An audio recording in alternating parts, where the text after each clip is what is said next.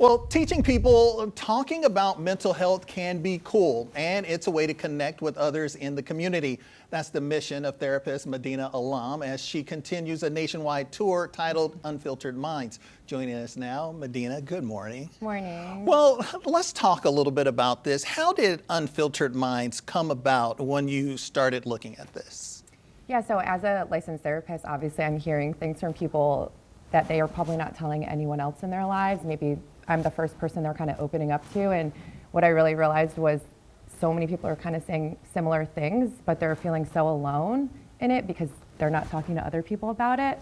I think in theory, we all know that we struggle in a similar way, but we're not actually like saying how, right? We're not going beyond the surface level.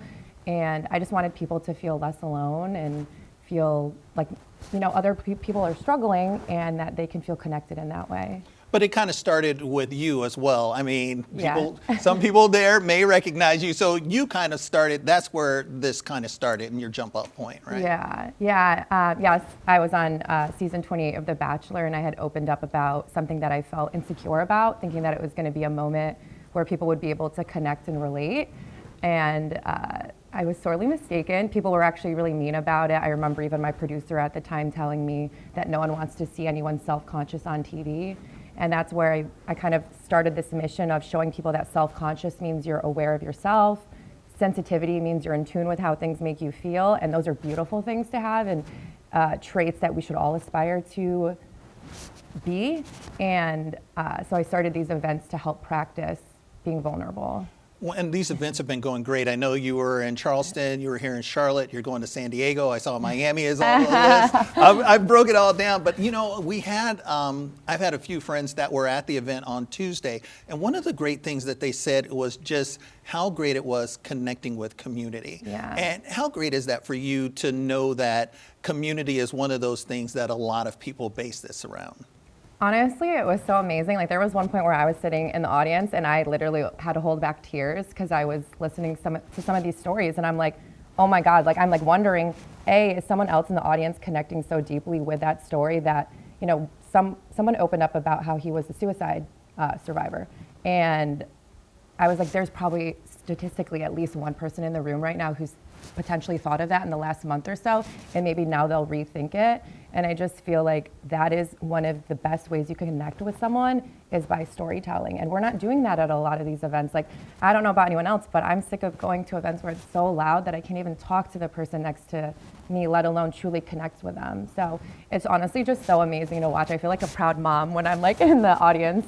Yeah, and when they were saying that, you know, it just starts off, you wrote a question on a board and then it just jumps off from there, right? Yeah, so I've hosted the open mic format a couple times now, and the first one I had almost everyone lined up to talk. The second one I had a few people, and this one I didn't know if anyone was going to get up there. I literally did my little intro and I said whoever wants to go first. And when I tell you, people just trickled up. Like my friends were shocked that the first person who went up wasn't someone I had planned to go up. Like people were just so willing, and at the end, like more people wanted to talk. And so it just shows that I think we really do want this as a community, but like where are the spaces for it? So I'm very thankful to be able to provide the space, and it's just honestly such an honor to hear everyone talk. I was going to ask you, since you started doing this, I mean, mental health has really come to the forefront in different generations. What do you think the reason for that is as you start looking and you start talking to clients and everything?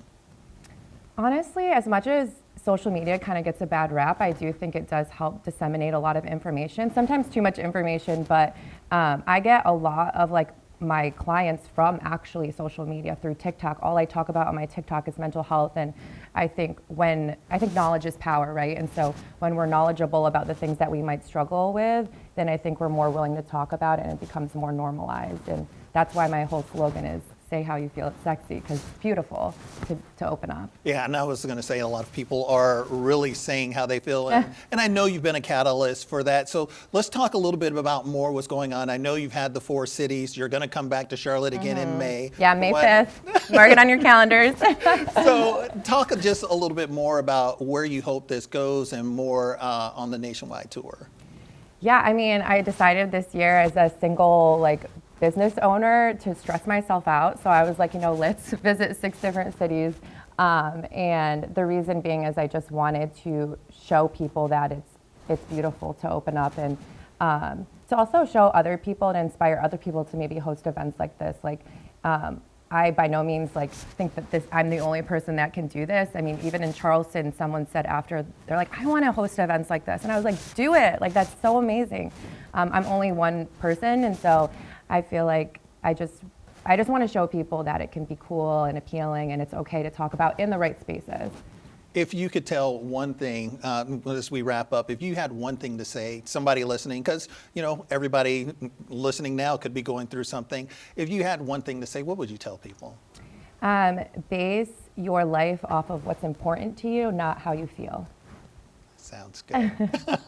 Thank you so much, Medina Alam, a therapist here in Charlotte, and the nationwide tour. And that's right, mark your calendars. What is it? May 5th. May 5th. Mark your calendars. Go to the website. Of course, we'll link that at qcnews.com.